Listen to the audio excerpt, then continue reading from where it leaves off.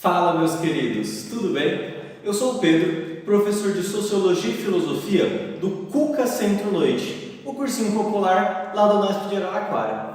E hoje a gente vai estar dando continuidade com o nosso currículo de Sociologia aqui no canal do Cuca, beleza? Bom, vocês devem ter visto nas aulas anteriores que a gente estudou os clássicos da Sociologia. Quem são esses? São três camaradas que a gente chama de três porquinhos que vão estruturar a sociologia enquanto ciência. A gente viu primeiro o Marx, beleza? Aula passada vimos Durkheim e agora vamos ver o mais novo e o último dos porquinhos, Max Weber. Quem que é esse camarada? Bom, como eu ensinei na aula passada para vocês, se eu não faço o biquinho não é francês, porque os clássicos ou são franceses ou são alemães. Max Weber era um pensador alemão. Ele vai ser muito importante porque ele vai observar a unificação alemã, a criação desse território, desse império e sua participação na Primeira Guerra Mundial. Weber vai ser um pensador muito importante dentro da história alemã. Ele vai participar, por exemplo, do Tratado de Versalhes, que vai ser a rendição alemã no fim da Primeira Guerra Mundial. Ele vai ser um consultor desse tratado e vai ser consultor também da escritura da Constituição da República de Weimar, que é a República Alemã entre a Primeira e Segunda Guerra Mundial. Então, resumindo, o cara não era pouca porcaria, beleza? Tá bom, professor, já entendi que esse cara era zica, que ele foi chamado para diversos momentos importantes da história. Mas o que ele vai falar pra gente aqui na sociologia? Bom, galera, como eu falei para vocês nas aulas anteriores, é muito legal você estudar os clássicos sempre criando pontes entre um e outro, porque o vestibular adora cobrar eles um em relação ao outro. E o Weber, qual que vai ser a jogada desse camarada? Ele vai romper com os clássicos, porque ele vai considerar o indivíduo no seu método de análise da sociedade. Bom, Weber já vai dar dois socos na cara de Durkheim, porque ele vai falar, não tem essa de a sociedade quanto um organismo como um todo, não. Ele vai falar que, bom, essa sociedade nada mais é do que os indivíduos que, por meio das suas ações sociais, promovem mudanças e organizam essa sociedade. Weber vai trazer o indivíduo como um agente de construção social. A gente não é mais esse pau mandado, a gente não é totalmente influenciado nessa sociedade que nos impõe. Os indivíduos também constroem a sociedade. E só nisso ele já vai, primeiro, romper um pouco com Marx, porque o Marx concebia a sociedade enquanto classe, mas ele vai romper principalmente nesse quesito com Durkheim, porque ele vai trazer o indivíduo para dentro do seu método. E por isso que a gente vai chamar o método dele de método compreensivo. Por quê? Porque ele vai compreender a ação social desse indivíduo.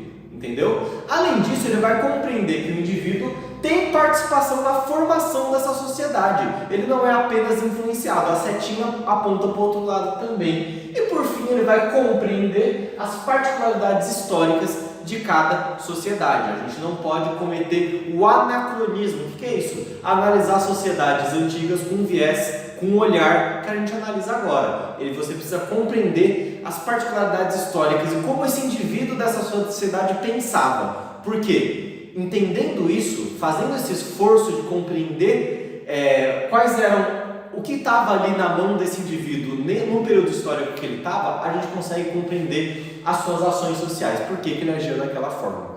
Beleza? Tá bom, professor, eu entendi o método de Weber, entendi que ele vai trazer o indivíduo, vai dar um socão na cara do Durkheim. O que mais que ele vai falar? Ele vai dar outro tapa na cara do Durkheim, porque ele vai falar um pouquinho também sobre a neutralidade científica.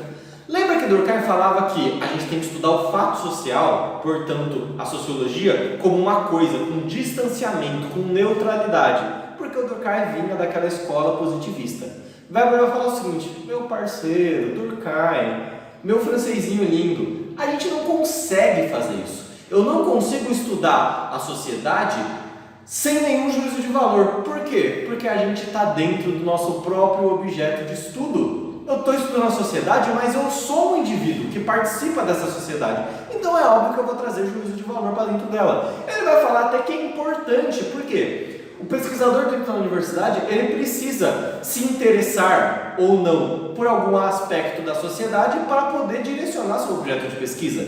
Você acha você acredita que as contradições sociais no trabalho te machucam muito, você olha e você acha isso um absurdo. Então, por achar isso um absurdo, você vai fazer o quê? Você vai estudar essas contradições, você vai estudar a exploração da burguesia, por exemplo. Olha só, é até importante, mas ele vai falar o seguinte, calma aí. Embora eu estou falando que não dá para ter essa neutralidade absoluta, o professor e o cientista, ao coletar os dados, tem que respeitar a realidade social. Eu não posso direcionar minha pesquisa e eu também, dentro da sala de aula, não posso direcionar os meus alunos. A gente tem que tentar fazer um exercício de imparcialidade, beleza?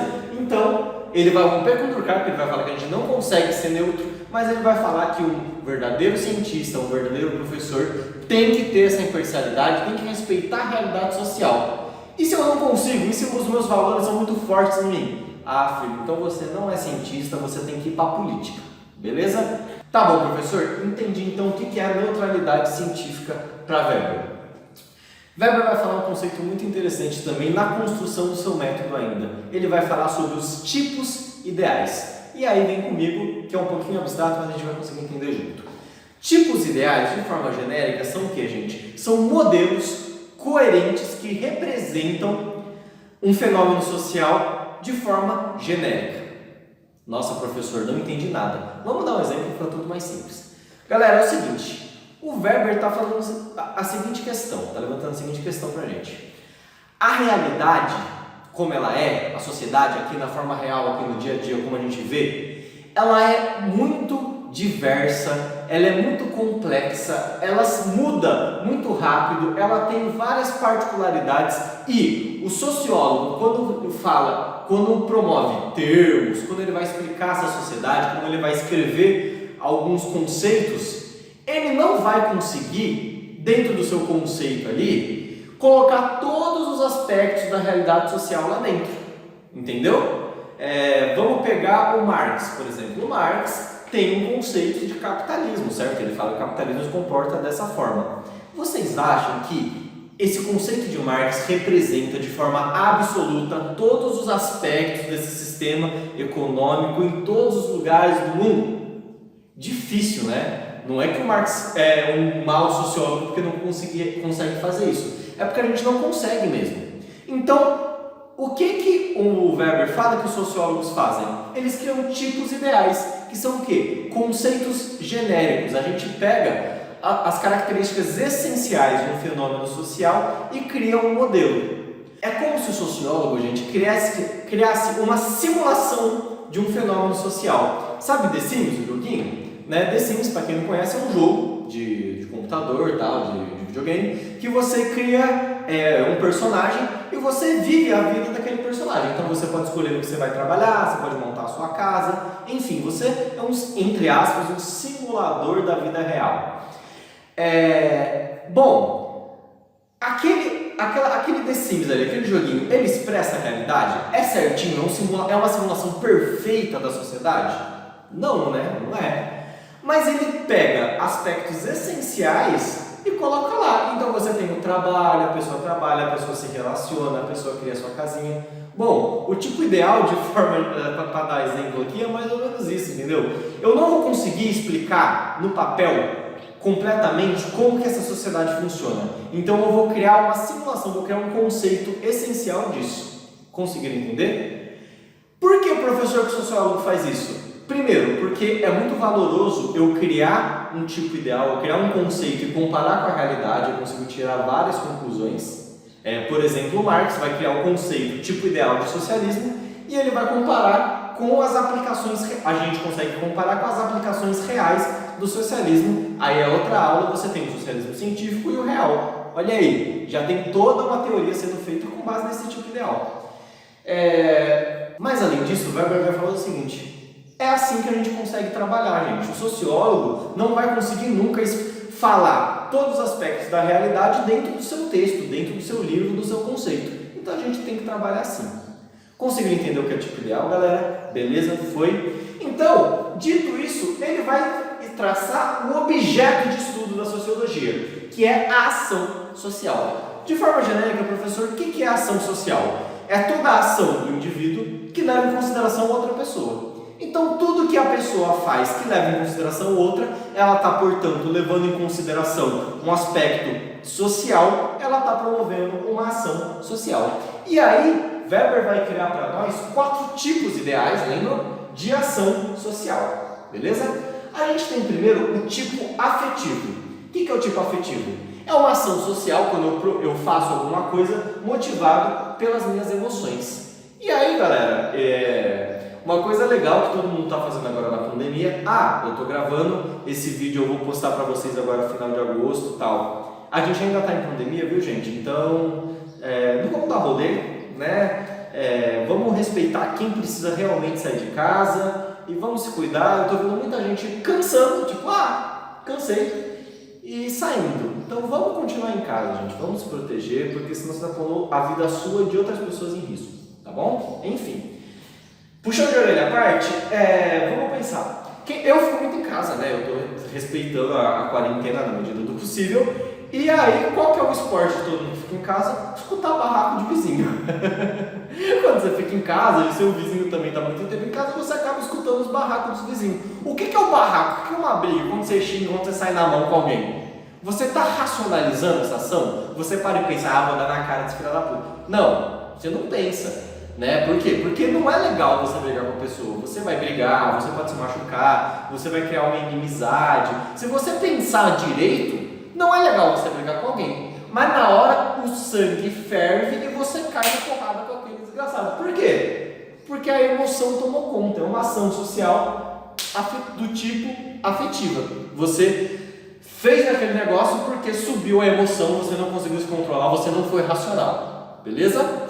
Além disso, a gente tem o tipo tradicional. O que é o tipo tradicional? É uma ação social quando eu faço alguma coisa motivado pelo meu costume. Como, por exemplo, sei lá, comer de garfo e faca. Você não precisa parar tudo de pensar, hoje na janta eu vou comer de garfo e faca. Não. Por quê? Porque é um costume, é tradicional. Você faz sem pensar, não é racional. Você só vai lá e come de garfo e faca porque todo mundo come, porque é um costume, um valor da sua sociedade.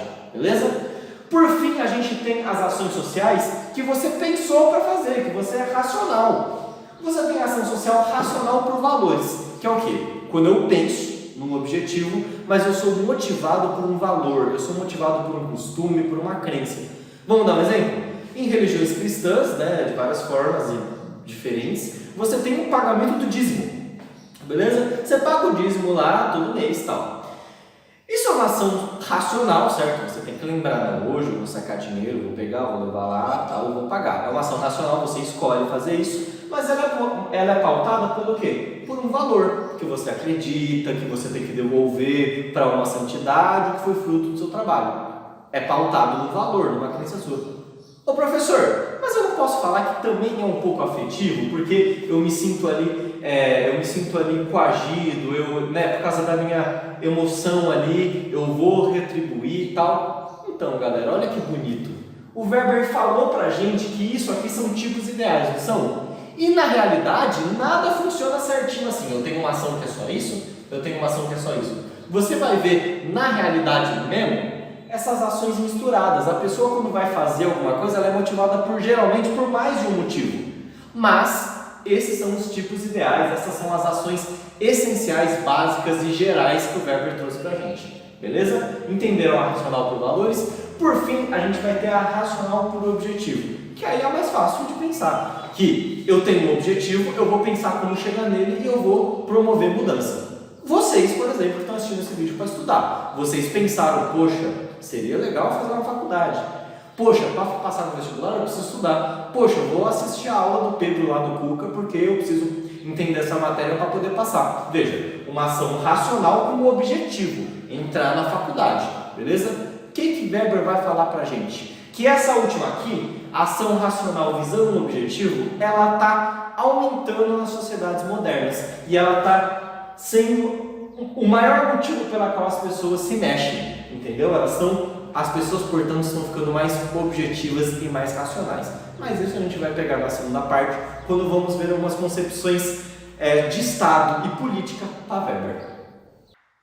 Galera, Weber não vai apenas pensar sobre questões mais metodológicas e teóricas sobre a sociologia. Ele vai ser um pensador muito importante para entender concepções sobre o Estado e a política. Ele vai começar dando uma definição do que é Estado, segundo ele. Para Weber, Estado nada mais é do que a instituição que detém o monopólio da violência e da força física. O que isso significa? Bom, significa que o Estado, por meio das forças policiais, por meio do exército, ele pode promover essa coerção perante os indivíduos, né? Essa imposição da lei, da ordem social, por meio da violência. Tranquilo? E olha só, gente, eu vou tentar fazer uma aula falando sobre como você pode usar os clássicos na redação. Mas olha só essa definição de Estado para Weber, galera. Se o Estado é essa instituição que detém esse monopólio da violência, esse monopólio da força, você pensar, por exemplo, em flexibilizar o armamento à população, eu sempre tenho que pensar que, embora eu flexibilize esse armamento, ele deve ser controlado pelo Estado e ele não deve pôr em xeque o poder e a supremacia do Estado para deter essa força. Beleza? Tá bom, professor, eu entendi o que é o Estado para Weber, mas é só isso? Não. Por meio desse monopólio, eu vou ter um domínio territorial, beleza? E eu vou ter uma administração burocrática. Professor, o que é burocrática? A teoria da burocracia para Weber é o seguinte: a gente está observando uma sociedade cada vez mais complexa, beleza? A modernidade está trazendo uma sociedade cada vez mais complexa. E para lidar com toda essa complexidade, a gente vai ter que ter o quê? Uma organização racional da sociedade que ordene as ações sociais. Então, para poder mexer nessa sociedade complexa e cheia de ações sociais, eu vou ter que fazer um Estado que tenha uma administração pública burocrática. Então eu vou ter um ordenamento racional, eu vou dividir em várias instituições, eu vou criar cargos, eu vou ter hierarquia, eu vou ter uma finalidade objetiva, porque senão vira bagunça. Beleza? Então essa é a burocracia para Weber e é essa administração burocrática que vai reger a sociedade moderna.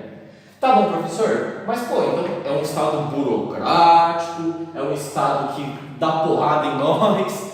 O Weber está falando então que tem que ser uma ditadura, tem que ser um Estado repressor, totalitário, é isso? Não. Weber fala que não é um Estado repressor. Por quê? Porque esse Estado tem que ser um governo legítimo. Como que um governo vai ser legítimo, galera? Ele vai justificar o uso dessa força. Essa força não pode ser usada a seu bel prazer, usada como ele bem entende. Não pode dar porrada em nós, o Estado, não pode bater em pobre, bater em manifestante, porque ele quer. Portanto, essa violência tem que ser justificada. Ela só pode ser usada quando eu coloco em xeque, quando eu ponho em dúvida o poder do Estado para o controle social, por exemplo. Mas não é um Estado repressor. Inclusive, se o Estado utilizar a violência pela forma que ele quer, sem justificar essa violência aos cidadãos, ele não é um governo legítimo, ele é um governo ilegítimo. E segundo Weber, pode acontecer uma revolução, um sistema revolucionário para depor esse governo e colocar um governo que respeite as ações e represente a população. Beleza?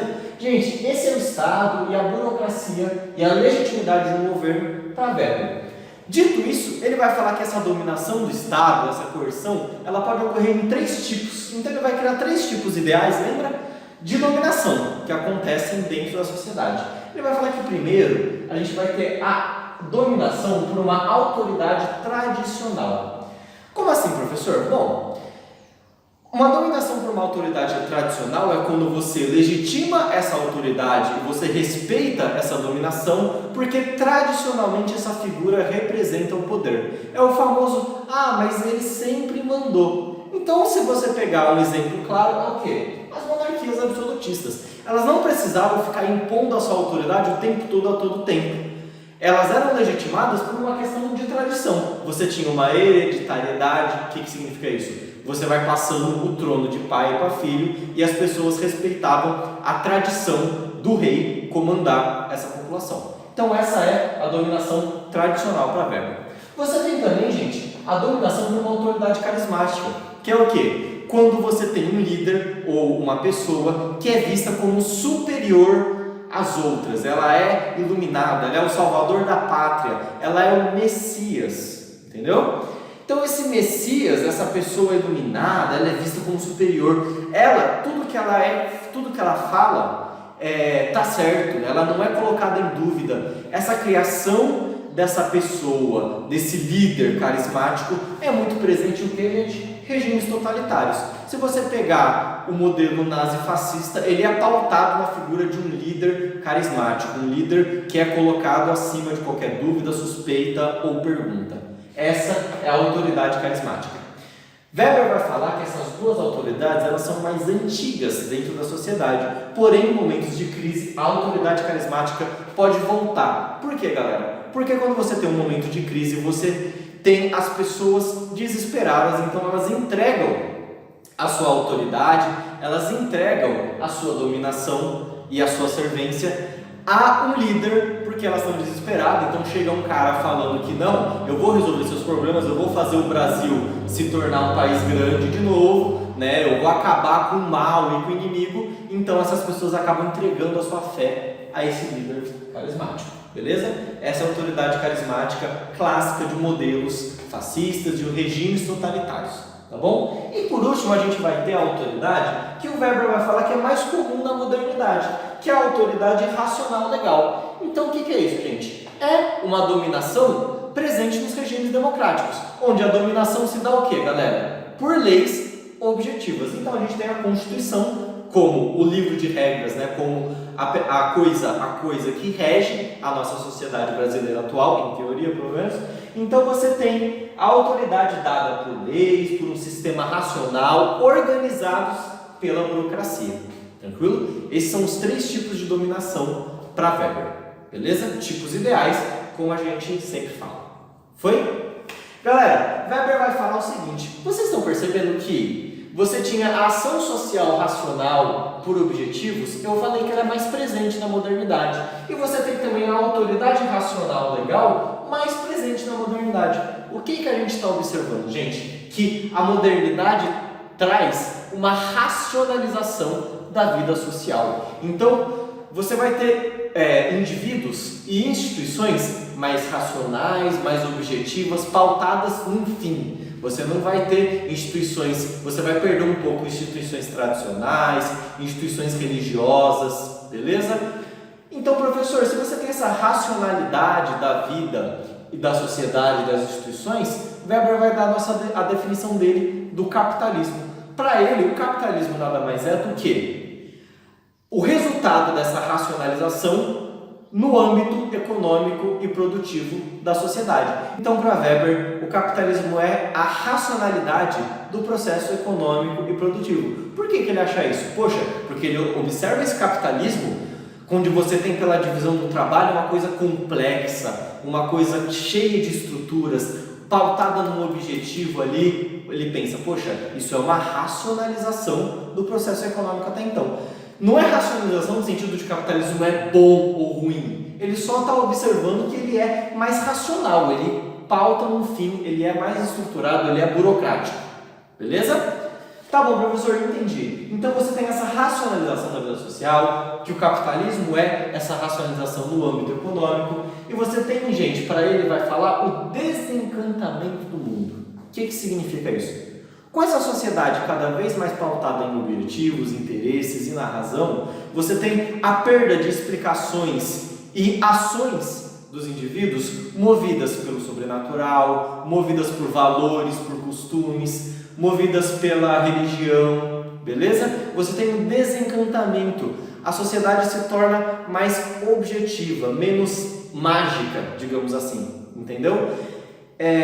Isso vai gerar o que ele vai chamar de secularização da sociedade. O que é isso? A perda da religião influenciando as instituições sociais e a vida das pessoas. Weber vai falar que é legal essa objetividade, essa racionalização, porém ele tem medo de que isso enfraqueça a moral e os valores das pessoas, né? Por isso que ele fala que essa sociedade, essa modernidade é pautada por especialistas sem coração e sensualistas sem alma. Beleza? Tá bom, professor, entendi todo esse processo de racionalização, desencantamento e secularização. Para terminar a aula de hoje, eu vou falar de talvez o livro mais famoso de Weber e uma das suas principais teorias, que é o quê? A Ética Protestante e o Espírito do Capitalismo. Esse é o nome do livro publicado pelo Weber, onde ele vai trazer, gente, uma tese muito interessante, que é o seguinte: ele vai falar que a ética protestante vai servir de base moral para o modelo capitalista. O que o Weber vai falar, gente? Países protestantes na Europa, de religião, a religião protestante, ele vai observar que eles tiveram um desenvolvimento mais rápido e mais conciso do sistema capitalista. Vai falar, mas por que aconteceu isso? Porque ele vai falar o seguinte, que a moral e os valores católicos não ajudavam a formação do sistema capitalista. Por quê? E aí, para falar um pouquinho sobre moral protestante, eu vou voltar para vocês rapidamente na Reforma Protestante, que vocês devem ter estudado, onde você tem Martinho Lutero, João Calvino rompendo com a Igreja Católica e fundando a religião protestante, porque não concordavam com a corrupção da Igreja Católica e com alguns valores que eu vou falar o seguinte. Dentre eles, quais eram os valores da Igreja Católica que atrapalhavam esse desenvolvimento do capitalismo? Você tinha o quê, gente? Primeiro, a condenação do acúmulo de riquezas. Era um crime de soberba, você não poderia acumular riquezas e ostentar se você é um bom católico. Lembra? Jesus fala, mais fácil um camelo passar pelo buraco da agulha que um rico entrar no reino dos céus. Está na Bíblia. Então, isso já atrapalhava, porque se você tem um capitalismo como finalidade de obter lucro, se eu não posso acumular riqueza, se não vai contra a moral da religião, tá fogo. Além disso, você tem, por exemplo, a usura. O que é a usura? O pecado do empréstimo. Eu não posso fazer empréstimo, por quê? Se você parar para pensar, nada mais o empréstimo é o quê? Eu vou emprestar um dinheiro, depois eu vou receber mais, depois de um tempo. Os católicos falavam, o catolicismo falava que eu estou alugando o tempo, entendeu? Eu estou vendendo o tempo, e o tempo é de Deus, entendeu? Então observa que você tinha vários valores católicos que atrapalhavam coisas básicas do capitalismo. E aí o protestantismo vai chegar com o quê? O Martinho Lutero vai romper com isso, e principalmente João Calvino vai fundar o calvinismo e vai ajudar esses pequenos burgueses que estão começando aí. Como? Ele vai ter uma teoria no calvinismo que é a predestinação. O que é a teoria da predestinação? Em linhas gerais, é uma teoria religiosa que acredita que antes de você nascer, Deus, já que é onisciente, onipotente, onipresente, já sabe se você vai para o céu ou para o inferno. Conseguiram entender? Então, antes de você nascer, Deus já sabe se você vai para o céu ou para o inferno. Vai subir ou vai descer, filhão? Deus já sabe, porque Deus sabe de tudo. Tá bom? Porém, segundo o calvinismo, você ter frutos materiais, você enriquecer materialmente pelo trabalho, significa que você pode ser um dos escolhidos. Ele dá uma dica, ele dá um apontamento ali. Então, você tem o trabalho como um valor muito bem dado a esses protestantes. E você enriquecer, você ter acúmulo material, significa que Deus está olhando para você, você está seguindo o caminho de Deus, você pode ser um dos escolhidos. Beleza? Então, pela teoria da predestinação, você tem o quê? A moral que os capitalistas precisavam para poder desenvolver esse sistema capitalista. Galera, a teoria de Weber em si tem refutações, tem discussões, mas o que é interessante? É interessante, lembrando que você tem que sempre olhar um clássico da sociologia em consideração ao outro. Weber está dando 2 socos na cara do Marx agora, né, galera? Porque lembra o que é religião para Marx? O que é religião em comparação à economia? Marx acreditava que a infraestrutura econômica e de produção determina todos os aspectos da superestrutura. Lembram disso? Se não lembram, vejam lá. Então você tem, por exemplo, o capitalismo, o sistema, o modelo capitalismo determina todas as outras instituições, entre eles a cultura. Weber está falando o contrário, gente. Você pode ter aspectos da cultura, nesse caso a religião, influenciando, não determinando, mas influenciando o quê? Aspectos e modelos econômicos. Vejam que é uma contraposição entre Marx e Weber, que leva em consideração a cultura como possibilidade de interferir no modelo econômico de uma sociedade. Beleza? Galera, por hoje é só. Espero que tenham entendido bem. Se ficou alguma dúvida e você não é aluno do Centro Noite, ou se você tem alguma sugestão, algum elogio, algum xingamento, não, vamos ser educados. Comenta aqui embaixo, tá bom? Foi um prazer estar com vocês e até mais!